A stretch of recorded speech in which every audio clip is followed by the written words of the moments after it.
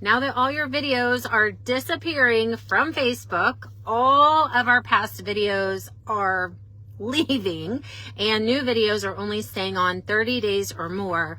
What are you going to be doing?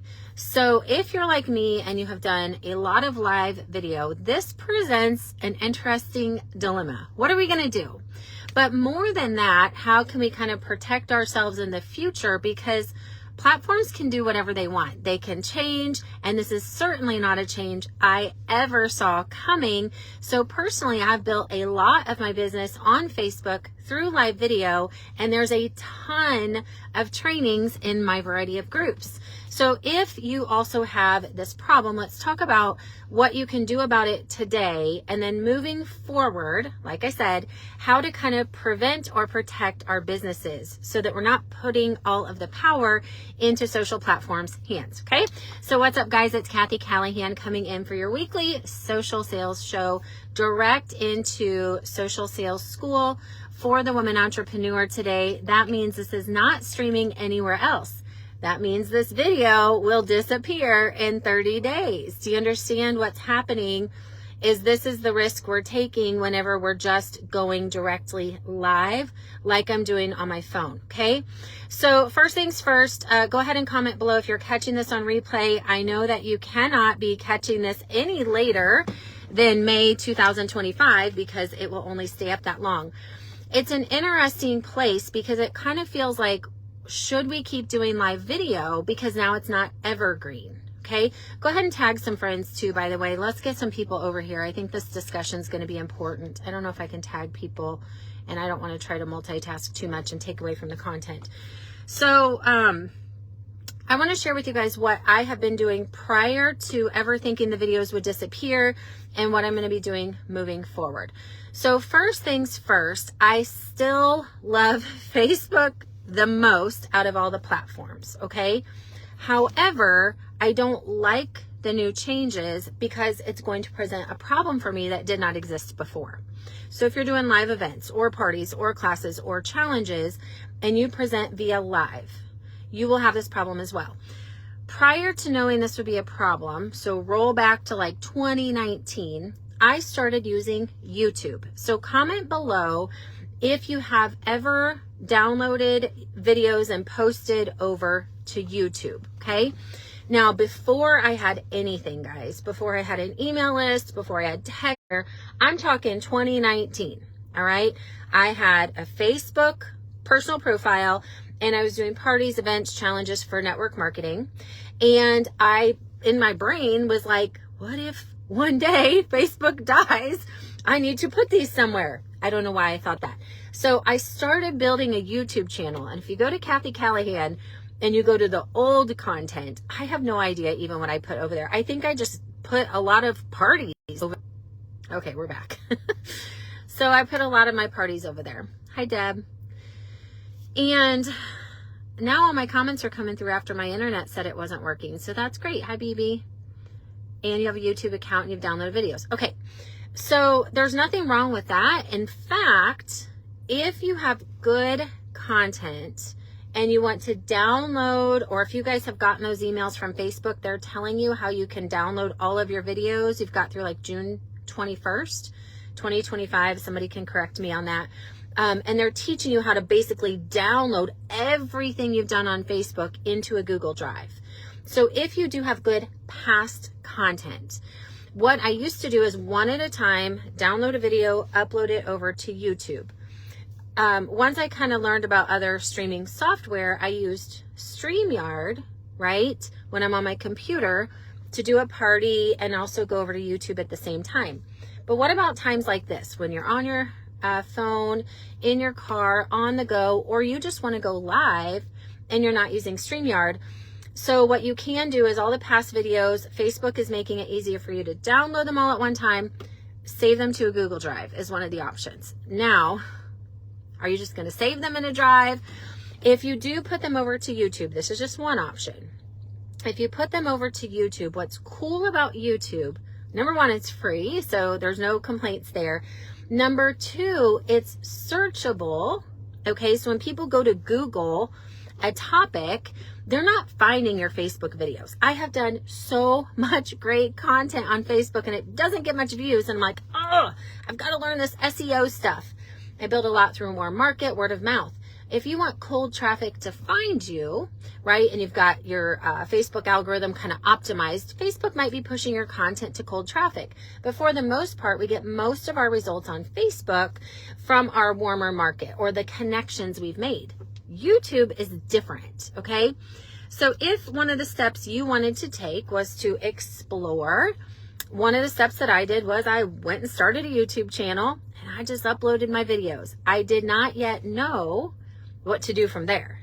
So the mistake I made was I just put a bunch of content on YouTube, okay? Now you can go chat GPT stuff. You can learn things. I'm taking the class with Michelle Cunningham. I know some of you are doing it with me starting next week. And one of our weeks is going to be learning about how to optimize YouTube. I'm really excited about that. But just as basics, you want to have keywords in your title so that when people search on Google, how to lose weight, I don't know, whatever they're searching, if you have keywords in your YouTube title, your videos could possibly come up on a Google search from YouTube. They're never going to come up from Facebook. Okay. Does that make sense? That's kind of one of the benefits. In the description of the YouTube videos, one of the mistakes I made is I never thought about why am I putting the videos there? I just put it there. So number one, I wasn't driving a lot of traffic to it. Number two, I didn't understand keywords or SEO or anything like that. And so it wasn't being found just too randomly, although some people have found it. It was kind of growing itself very slowly. And number three, I didn't think about if someone finds this video, right? Look at all the famous YouTubers.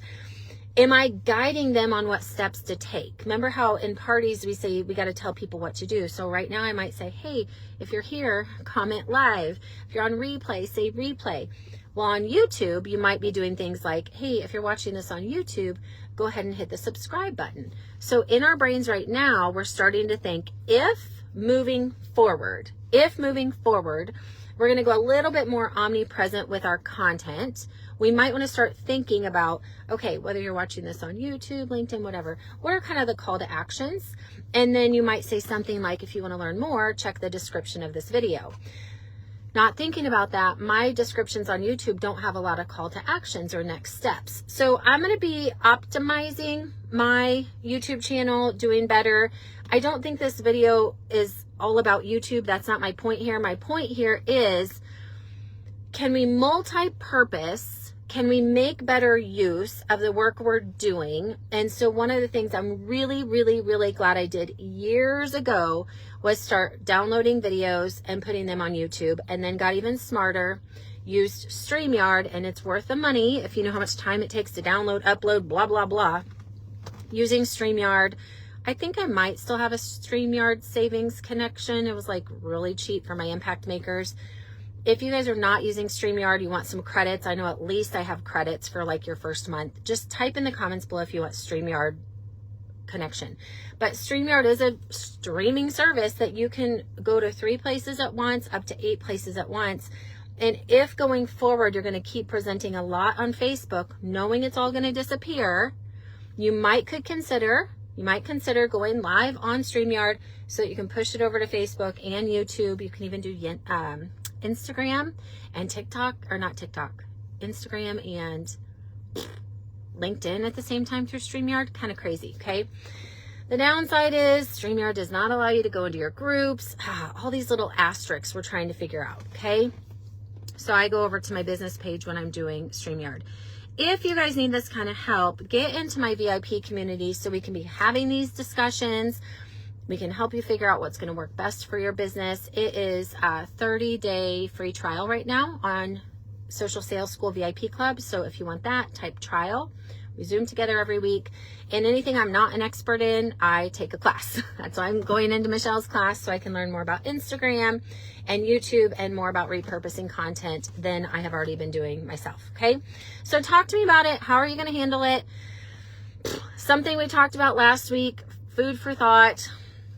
I talked with my VIP students about maybe, not sure, but maybe, or we might have covered this in P3, Maybe this is a time where we're not going to go live as much anymore because we're going to lose it. I hate to think about that. I love live. I love the comments. What we're talking about as an option going forward, because we don't want to just solve the problem that now exists, right? Download your videos if you want them, throw them over to YouTube if you want them, repurpose that content.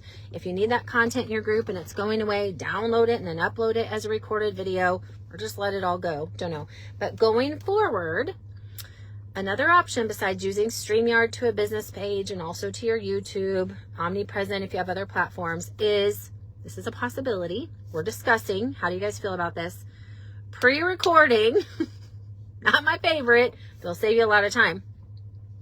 Your parties, your classes, your trainings, pre-recording them, but hear me out on this. We're discussing this in VIP and P3. We were having this discussion on Zoom. What would it look like if, knowing all your live stuff is going to disappear, you pre-record, and then you have two options. You could throw it over to YouTube and check mark the box that says premiere. Have you ever done this before? Could do this. When someone watches a premiere video for the first time, it kind of is supposed to look like it's live. Have you guys ever done that? Google that. GPT or hashtag GPS. Google that stuff, or GPT that stuff, we can now say. So you could be pre-recording one time, like a killer party, a killer demonstration, a killer discover call. Throw it over to YouTube. And when it's party time, you could be sharing the link to the YouTube. You could also be recording like micro content where, and I've done this before, some of you have been to these parties where it was like 5 pre-recorded short videos, 3 to 5 minutes each. And we basically took like a 30-minute presentation or 30-minute party, and we divided it into the 5 key parts in every party that I teach in that system, Virtual Parties Made Simple. We could pre-record as a video, and then at the quote-unquote party time, post the video you want them to watch. You can schedule those videos out, right, into Facebook if you want, and be in the comments, so there's still a little bit of a live element to you, but you're not having to present live.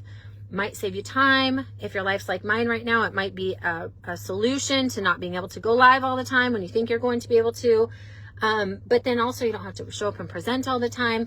You're just going to have to test out, can I get the same results on a YouTube premiere or on a pre-recorded party, either micro content like the smaller short form videos, or in a long pre-recorded party that maybe you stream from StreamYard as a recording. See if you can convert the same, because a lot of times we can convert sales that way. Can we still convert business partners and bookings? So we're talking in VIP about what are we going to do? So you talk to me. Other ideas, just jump ship.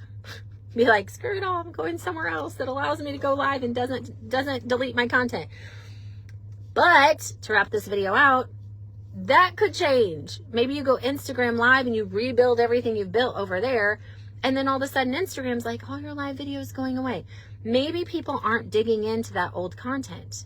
Maybe you're not using it as evergreen content. Maybe you don't care, but I care. Mine gets stored in guides. Mine gets organized. I refer people to those past posts and videos all the time, because that's the purpose of evergreen content, right?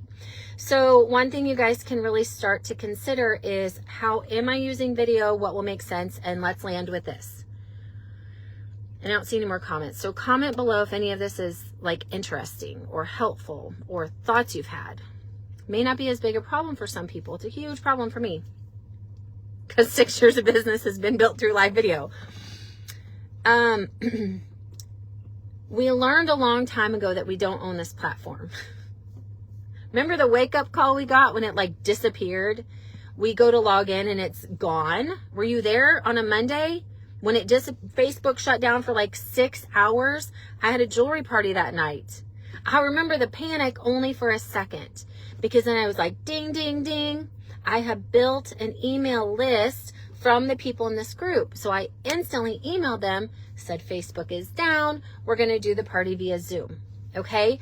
When Facebook died for what, like a half hour or an hour? I don't even know. How long was it? Not too long ago. When TikTok was going to shut down.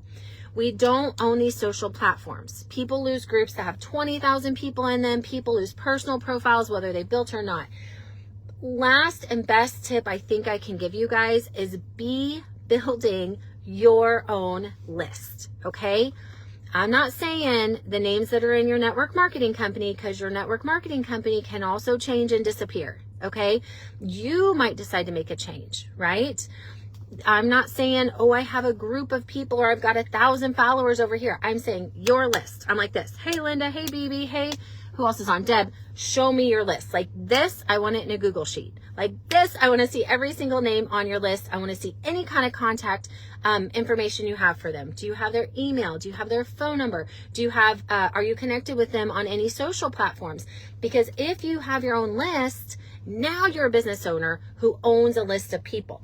Whether we built them through YouTube, whether we built them through Facebook, Instagram, TikTok, church, the park, the kids meeting, don't care. So the last thing, and this is going to be the best thing, I think, I have 2 CRMs that I use. 2. Okay, I use 2 different CRMs. I'll explain why. The non-sexy part of business is you need a CRM. You need, unless you want to just only have a Google sheet, but owning the names just on a Google sheet or an Excel doesn't allow you to actually message. It's just the storage base. So at least have that. In the beginning, I didn't have a CRM, so I was just at least pulling all the names out of Facebook, collecting their email addresses on the membership questions. And Diane Drummond did this. She would type them in to a Google sheet. We had over 900 names with email addresses. So God forbid our group disappeared. We at least had that. Now we use CRMs, okay? So with a CRM, what it is, it's your contact relationship manager. Did I get that right?